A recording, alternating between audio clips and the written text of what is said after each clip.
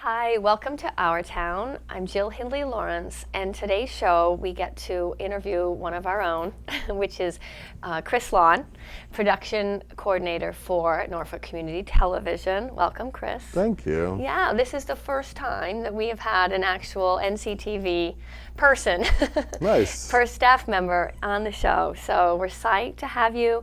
Chris is going to explain to us, to me, kind of not only what community TV or public access is, but also the goings on here at Norfolk Community TV. And yeah, take it away. Let's start with your new job. And you were just hired in February. Yep. So yeah, congratulations. Thank you. Yeah, welcome back to Norfolk. Yeah. So go ahead, tell us a little bit about your background. So I actually grew up in Norfolk. I graduated from King Philip in 2001, and I went to UMass Amherst, and I majored in communication, and I minored in sociology. Oh, wow. I'm very fascinated by people, and I always have been. I love, figuring out what makes them tick. And I've always been a huge lover of media. When I got out of college, I realized that I wanted to get a job in media, but I didn't have a lot of hands-on experience, so I went to a career counselor. Oh, you did? Cool. Yeah, who said, who suggested visiting the local public access station. I hadn't even considered it. So then, this was in Plymouth at the time, and I went down to the public access station in Plymouth, and I asked if they had any opportunities, and they said that they could do, an unpaid internship. So it was great. You jumped onto the unpaid. So I jumped onto it. I was working part-time to make some money, and then I, did the unpaid internship, and I was living with my parents for a little bit after college. But it was really great experience. Everybody in Plymouth is, a lot of them are still there, is wonderful. Yeah. It's a great station. I'm assuming it's a big station because Plymouth is such a big town. And that's actually a quick thing to point out is that here in Norfolk, a small town, and so it's a small station, basically. Yeah. There's several full-time, a couple part-time employees. But in some of these towns, the public access station is it's a huge organization. Yeah, and Plymouth has been around for a long time, and they have a really large staff, and they actually absorbed other towns in the area. They do government meetings for Carver and for Kingston and for Plymouth, and I think they even do Duxbury now. Oh, wow. But yeah, when I did a year-long unpaid internship with them, and it was great experience, hands-on, and they were awesome. And then after that, I realized that I needed to actually, get a job doing this somewhere. And an unpaid doesn't last forever. Yeah. So I got a job in Marshfield at the station there, and I did. That was called access coordinator was the position, and it was just kind of jack of all trades. I did some bulletin boards, some production, some editing, some, I also did programming. I scheduled everything that was on there. Oh, that's cool. So you did production and programming. Yeah, so I did that, and that one was just me and my boss were the only two full-time people. Oh, okay. And then, but that was a great experience, and I was there for almost 5 years, and I really loved it. Okay. Yeah. So you've kind of gone from the South Shore living back to Norfolk. Yeah, so I slowly worked my way back up, and then I was in Cambridge for 2 years doing programming specifically, which was scheduling everything on the channels, and I also oversaw 2 live studios. Oh, you did? Yeah. So the Cambridge access is, what's the name of that station? CCTV. Just CCTV. Yeah. I've heard of it. I mean, again, that's probably a big shop. That's another one that's really it's big. Cambridge, Yeah. Well, I can tell that you were born and raised in Norfolk because of how you say Norfolk. Yeah.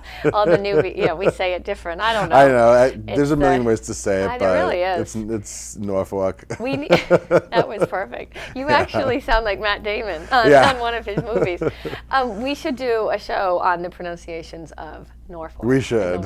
You could do a lot of them. And we would have to have a guest one of our guests would have to be one of the commuter rail engineers, and how they pronounce it when you're getting on and off the train. Norfolk. Norfolk. All right. Well, moving on. So tell us. So that's a little bit about like what your professional, like how you landed here. Tell us what a production coordinator does. Like, you know, because that's your title. That's your job here. That'd be great. So I am, you know, responsible for teaching new members how to use the equipment, training them on it. When people do shows like this one, I'll often be behind the scenes, switching between cameras, you know, getting everything set up with the lights and the cameras.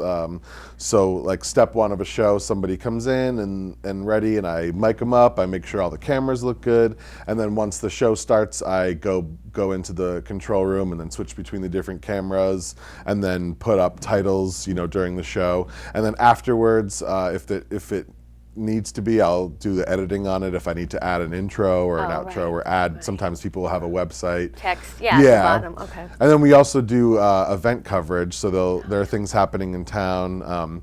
Silverset Gazette is one of the shows that I film at the Senior Center, where Richard Connors and Norma Shruhan will you know, go through the booklet, the Senior Center Guide each month, and talk about the events and everything available at the station. Do you bring everything to them? Yeah. So when I go out and cover something, I'll bring the camera and headphones and microphones and everything that, you know, like that, and then come back to the station and edit it, and, you know, convert it so it's the right kind of file to play on the channel. And then we also do a high definition version for YouTube. Oh, that's right. Oh, so YouTube's got the high def. That's a good tip.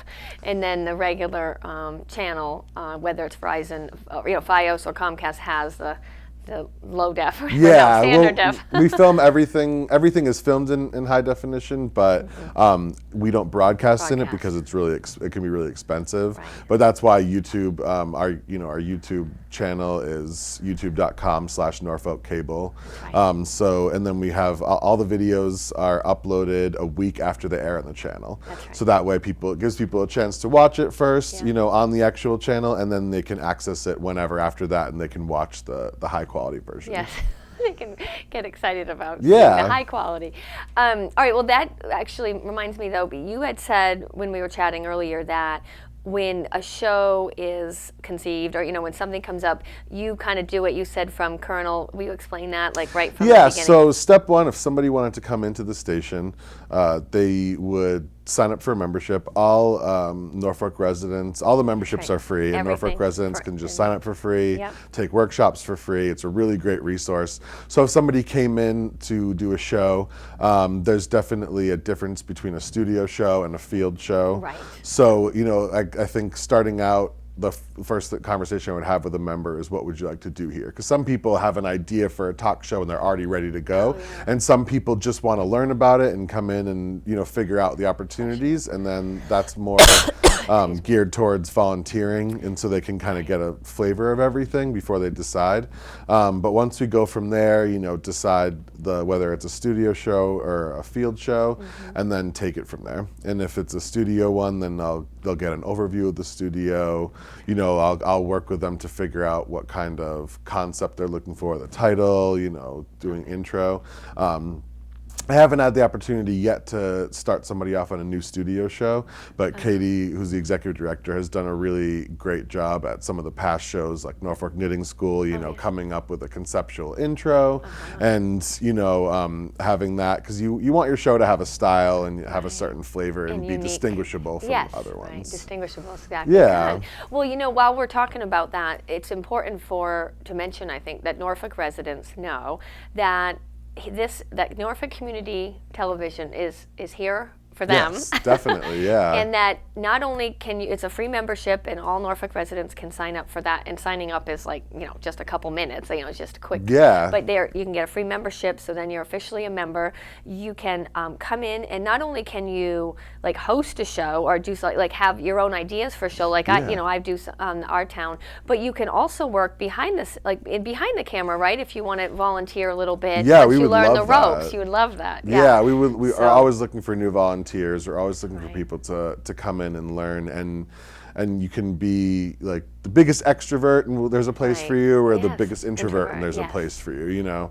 And there's a lot of really, really great opportunities, and it's also free access to equipment that can be Yes. thousands of dollars if you tried to buy it on your own. Right, that you can borrow. You can as long as borrow. you sign it out, and follow the rules of signing it Yeah. out. Yeah. And so so that for a studio show, like I said, we would do an intro and then they'd schedule a time to be in the studio. But if they wanted to do a shoot out in the field,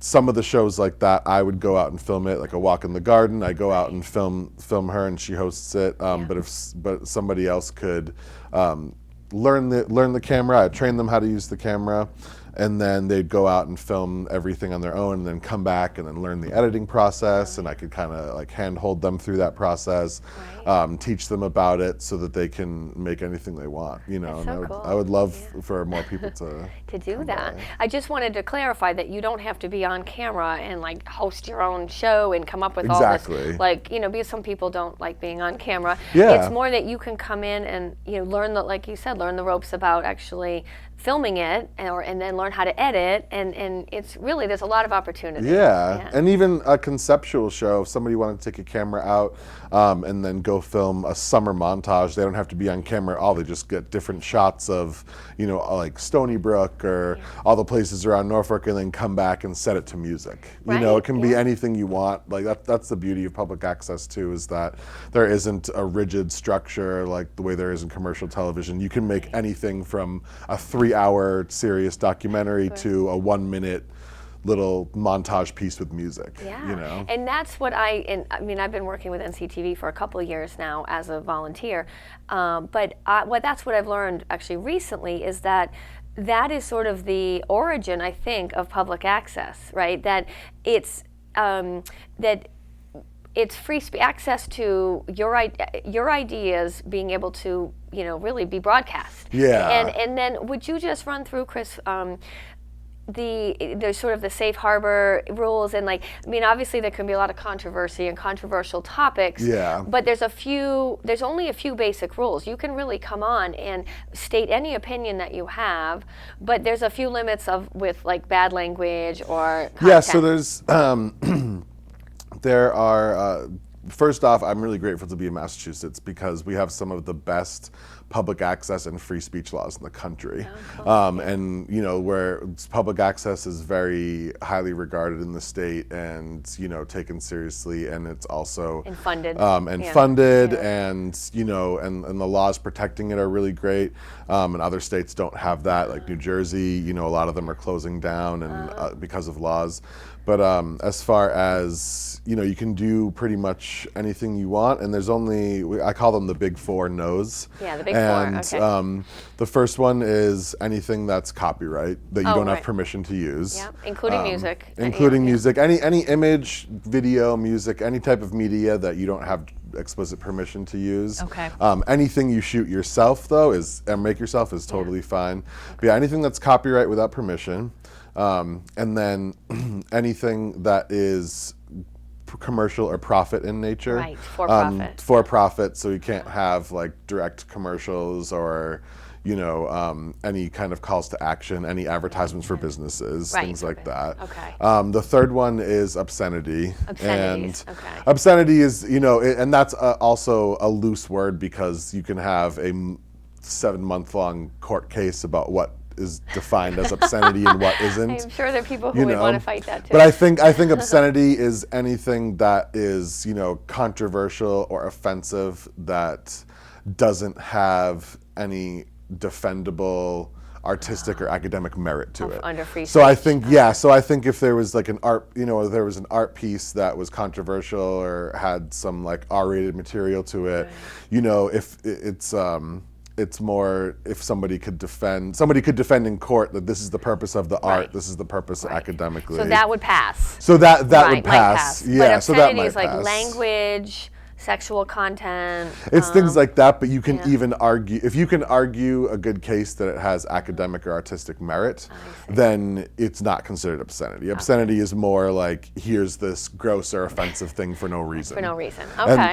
And then the last one, which is very specific, is you can't advocate for the violent overthrow of government. That's right. Yeah. That's right. That's the most interesting. That's of the all. most interesting one So because you cannot come on cable access TV in your town and advocate for the violent overthrow of government. Yes. What if it's a non-violent overthrow? And you can say anything that's You can nonviolent. say- You can say anything you want. I mean, as far anything that's stating opinions versus facts, you know, and you know, like opinions versus facts, and also the violent overthrow of government.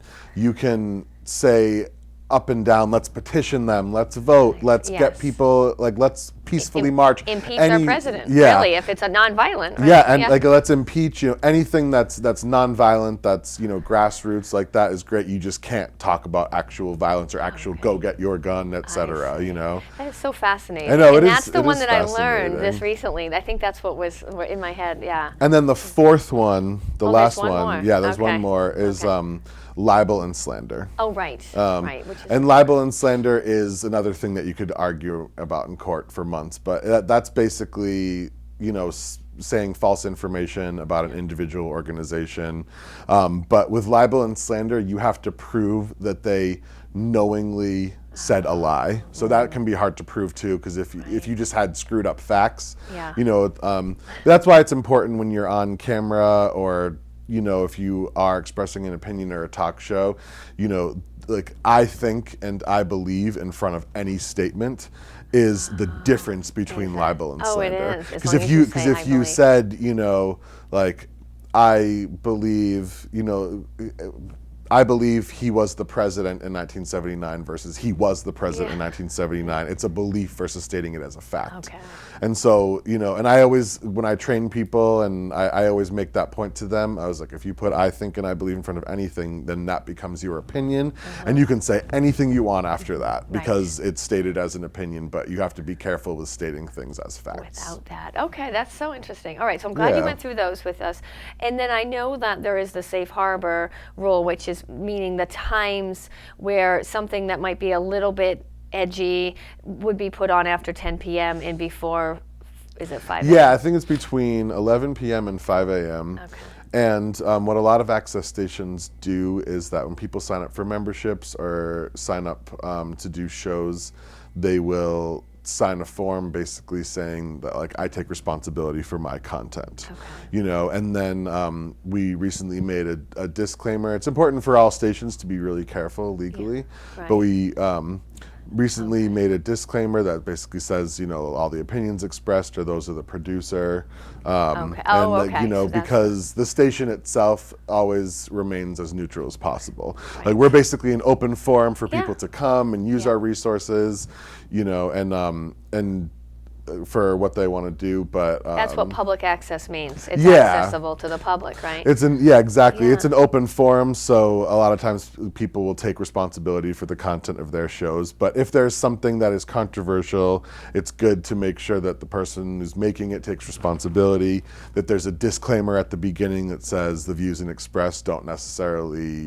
reflect those of NCTV, and then also putting it on between 11 p.m. and 5 a.m., which is like an FCC kind of safe harbor. Right, that's FCC, because it's all the community television stations fall under FCC. Right, and in a category of, I'm assuming, of their own. Of their own, and right. Public access actually has more freedom of speech and less restrictions than commercial television. Oh, that's so interesting. Yeah, okay. Which is really great. And there have been instances in the past of stations that did run something that's controversial and people tried to sue, but because they followed all those rules, they had the disclaimer, nothing, they followed the big four, no you know, violent and overthrow. then it was on at 2 in the morning and the stations won. Yeah, they did. Yeah. Okay. So it seems like the idea of this was so that the public had a voice in a platform to, you know, once cable TV became common in everyone's household. So it's really cool, and I didn't realize that was sort of the beginning of it all, when public access TV came into the origin of it. So jumping from, like, that's really great. So if you want to now touch on I know you have an upcoming event in September. Yeah. And also maybe along with talking about the PSA Day that you'll tell us about, also maybe other things, other thoughts that you have that community could, they might be interested in about the station. Yeah, so coming up in September, we have Public Service Announcement Day, and what that is organizations and individuals can sign up to do a free public service announcement. It'll be Friday, September 18th of this year, 2015, from noon to 5 p.m. And we have 20-minute slots, so like you can have an appointment from 12 to 12:20, 12:20 to 12:40, etc. So nonprofit organizations and government organizations that can't be commercial businesses. Right. Can come in and sign up for a 20-minute spot, and then communicate with me, and they can sign up by calling the station, the main number, which is 508-520-2780. And they can also email me, Chris, C-H-R-I-S, at norfolkcable.com, and to sign up for a spot. And then once they sign up for a spot, like when the event gets closer, I'm going to contact them, and then they submit any media, pictures, videos that they want to play during it. And then when they come into the studio, we'll have a set that everybody comes on. They sit down, we put a mic on them, they talk about the organization, make it look good, and then we'll add in either the pictures and videos either live, or we'll add them in afterwards, edit them in afterwards. Okay. So yeah, that's Friday, September 18th from noon to 5, and so there are 15 spots open. 15. We're really looking forward to that. And I think it's really important for all nonprofits to connect and help each other out and use each other as resources. Right, and this is a nonprofit right and here. This is a nonprofit here, helping others. So this is only for Norfolk organizations and government, right? At first. I think for the most part, obviously that would be the most community-based.